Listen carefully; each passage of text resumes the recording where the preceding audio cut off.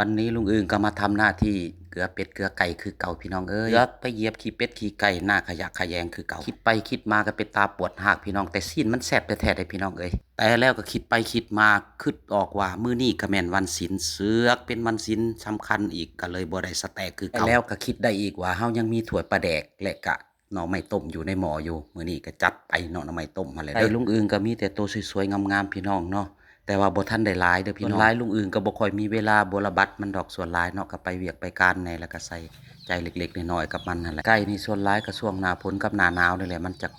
เกิดพยาธิต่างๆเลยเฮาควรดูแลแน่พี่น้องโอ้ลืมไปพูดไปแล้วก็จะมาหว่านข้าวปลายให้มันเลยพี่น้องเนาะให้มันได้กินอิ่มน้ำสำราญเพราะว่าไก่น้อยส่วนหลายมันก็จะกินข้าวปลายหรือภาษาไทยเพิ่นว่าข้าวเปียนเด้อพี่น้องเด้อไก่ลุงอื่นก็บ่ทันได้หลายปานใด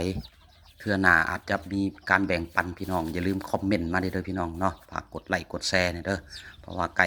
สีทองของลุงอึ่งเหลืองอลามสุดยอดเลยพี่น้องเนาะแต่อย่าลืมพี่น้องบ่อนเลี้ยงไก่เฮาต้องสะอาดและมีความสดใสบรรยากาศมันก็ให้ได้เนาะมีห่มและกาคอกให้มันอย่างดีเด้อพี่น้องเอ้ยเนาะการเลี้ยงไก่เนาะเฮาเลี้ยงเพื่อ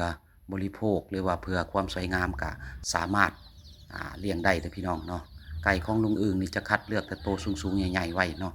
สุดนักกันจะเป็นเลี้ยงเบิ่งอ้าวไผมาหลักหน่อไม้ลุงอึ่งและซ้ำนี้ก่อนเด้อพี่น้องเด้อ